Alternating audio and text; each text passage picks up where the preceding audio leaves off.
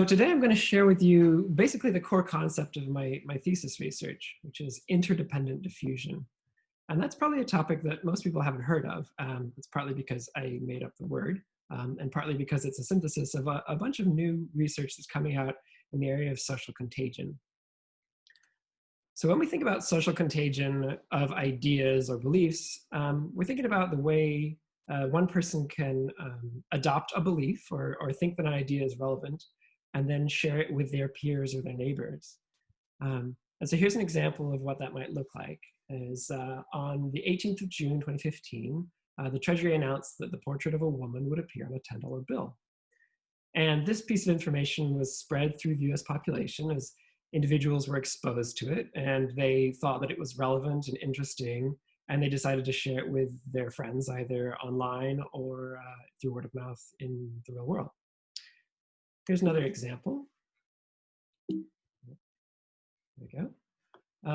The same day, news broke about a shooting in Charleston, South Carolina, in which a white gunman killed 9 churchgoers. Now, this piece of information spread through the population in the same day and much farther and faster than the information about the portrait of the woman. But when we're thinking about the diffusion of these two ideas, we don't really need to think about the diffusion of the $10 bill to understand the diffusion of information about the shooting and vice versa. That's because we can think about these diffusants as being independent of one another, and that your adoption of belief A isn't likely to change your susceptibility to belief B and vice versa. And this is a really useful assumption because it means that we can study the diffusion of a single belief and see how it spreads through the social network. And then when we have multiple beliefs, we can sort of stack them on top of each other and linearly superimpose those diffusion processes to get a sense of the whole picture. And scholars have been using this assumption for the last 50 years in their research. So both on the theoretical side and the empirical side, pretty much all of the papers that you're going to see in your intro to social networks or social contagion studies are going to be founded on this assumption that there's one thing spreading through the network at a time. And if we can understand the diffusion of that one thing, we can understand the diffusion of all things. But let's look at a case where that's clearly not true. This is a message that came out the very next day in which it became apparent that the shooter had self-identified with the Confederate flag. And another message spreading on the same day was a reminder that the Confederate flag was currently flying over the South Carolina State Capitol grounds, and a call to remove that flag. Now, we can't think about these two contagion processes as independent, because if you're exposed to the idea, the knowledge that the shooter had identified with the Confederate flag, then when you're exposed to the second idea that this flag was still flying over the Capitol grounds, you're more likely to think that it's politically relevant and worth sharing, and vice versa. If you already think the flag should come down, then hearing about the shooter's identification of the flag, you might say, this is politically relevant and worth sharing. So these diffusants are interdependent in that the adoption of A does influence the likelihood of adopting B. And both theories and empirical studies about this are a little more scarce. So that bottom one there is the paper I'm presenting with you today, and the little dots on the right-hand side in the empirical column, that's some work that I'm going to present just the starting stages of for you at the end of my presentation. But the real question here is, does this even matter? Do we need to relax the assumption of independence? It'll matter if there are new sociological processes that are going on, if we can predict new outcomes from those processes, and if there are any practical consequences for policymakers. So just to give you the answer straight away, one of the things that we're interested in is polarization in this population. And what we're going to find is that interdependence creates an entirely new mechanism that can lead to polarization in that population. So let's make it concrete. Here's 3 friends, Joe, Ellen, and Susanna, and they have some beliefs. The shooting was a case of racial violence, and the Confederate flag symbolizes racial violence. And because they share these beliefs in common, there's some similarity in their belief sets between them. So we can look at that similarity and see how it evolves over time. Now let's say that Ellen is exposed to a new belief and she adopts it, that the Confederate flag is flown by the state government. Maybe she shares this with Joe. What does this do? So this actually increases their similarity with each other and decreases their similarity with Susanna. So now what happens? Somebody else comes along and suggests to them that the state government endorses racial violence. Now, if these individuals are using their existing knowledge to determine whether or not to adopt this new belief, then Joe and Ellen, having this belief that the Confederate flag is flown by the state government, might be more likely to adopt it. But Susanna, not having that belief, is less likely to do so. So what's happened here is that as Joe and Ellen have become more similar, they've started to behave in the same way with respect to new information that they're exposed to. And so again, they're more likely to become even more similar, and their dissimilarity with Susanna is again amplified. And so what we have is this cascade where the more similar individuals are to one another, the more likely they are to behave in a similar way going forward and become similar again.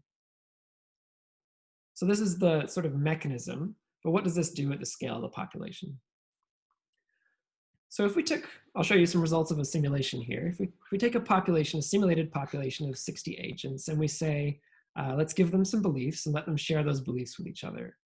And because this is a simulation, we can force in one condition for those individuals to use their existing beliefs to decide what to adopt next. And in another condition, we can go back to that assumption of independent diffusion and just assume that they have some prior susceptibility to each belief. And then we can see how these two populations differ as they evolve over time, starting from the same initial conditions. And what we'll do is we'll start by looking at the similarity between all pairs of individuals. So if we have 60 people in this population, we have about 400 different relationships that we can look at.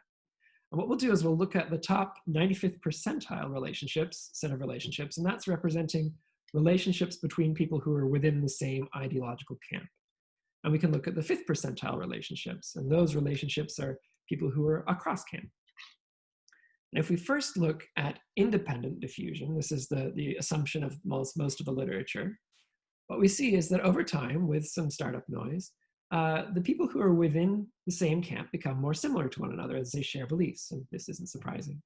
We also see that some information is able to propagate across camps, so that the similarity between people who disagree actually increases, so that they disagree less. Now what happens if we allow them to use their beliefs to decide what to adopt next? Let's go to interdependent diffusion.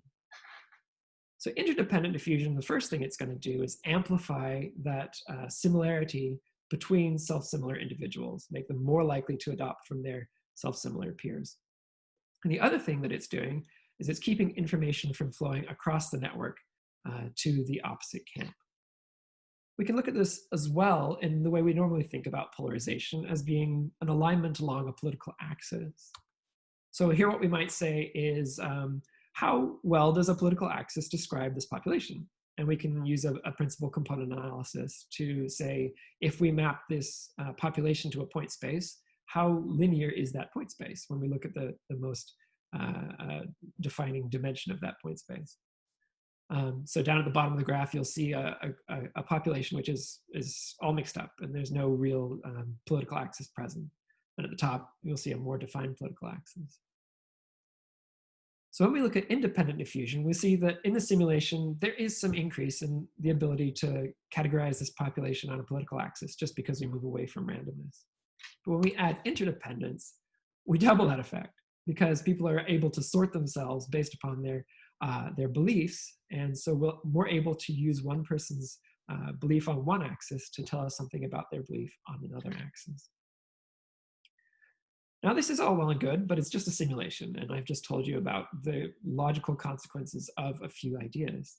Can we actually see the effect in the real world? So I'm going to show you the result of an experiment that's currently in progress, and I wish I could show you the full results, but things got a little delayed with the coronavirus changes, so you get to see sort of things as they're in process. So what I did was I took individuals from Amazon Mechanical Turk and put them in an artificial social network and gave them an artificial set of beliefs. And those beliefs are clues to a mystery. So what we did was we told them a priceless relic has been stolen from the Pine Street Gallery, and we're going to give you some clues. And what we want you to do is sort those clues with your neighbors in this social network into those that are true and false. And those clues that people think are true get shared with their neighbors. And then when people see that their neighbors have updated their beliefs of what is true, then they're able to adopt those beliefs as well. And we give them 8 minutes, and they take their time sort of sorting these clues into true beliefs and false beliefs. And what we see is that over the course of time, people are able to sort of find a solution to this mystery that they believe in. Now, the manipulation here is that we're going to change the structure of the clues, because what we want to do is create a world in which, in one world, all the beliefs interact, and in another world, all the beliefs don't interact. Now, we're doing this in an experiment because that's notoriously difficult to do in the real world. So how do we do that? By constructing clues. So I'll start with a crime scene and a stolen object, and I'll add 3 suspects, 2 articles of clothing, 2 descriptions, 2 tools, and 2 vehicles. And then I'll connect these in each with a clue. So Hayes was seen at the Daily Auction House. We can do this for all the pairs of clues. Now, when you look at this diagram, you see a whole set of independent clues. This could be a really independent world, because nothing that we know about Hayes tells us anything about what's going on with the blue blazer. So if we want to create interdependence between these clues, we just create crosslinks. So that's another set of clues that we can create between each set. So in this world, all the clues are interacting and all the clues are interdependent. Now we want to create a control world where those clues are not interacting. We want to preserve the fundamental structure of the game. So we want to use as many of the clues as we can from before. So we'll just bring over the ones that start by connecting to the crime scene and the stolen object. Now we want to say something about Snyder to preserve the initial condition of the game, but we don't want to say that he was a burly man. So we'll tell you something else about him and sort of break that connection between those clues. We'll say that Hayes here has a tattoo of a bear. Now what does this do to the structure of our clue network? First, we break the structure of clues by breaking one end of the connection.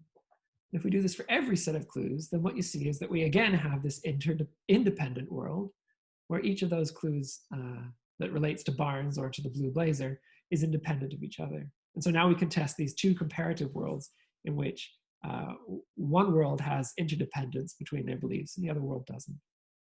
So what do we see? Now these are preliminary results just from pilot tests, so keep your eyes peeled for updates.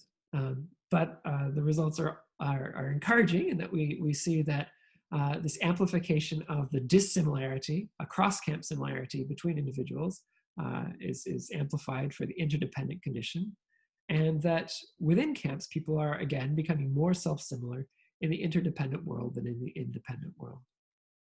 Now let's look at our ability to align along a political axis. So as we have relatively few clues here, we start off with some initial ability to categorize this population along. We're running out of time, James. We have 2 minutes left for your Q&A now. In that case, that's the result. We get a positive answer there in the process. And I'll just read the summary of findings. We find that polarization can emerge in homogeneous populations that are well connected, have no desire to form groups, and have no predefined issues to disagree over entirely from the way beliefs interact. And I'll stop there. Thank you so much.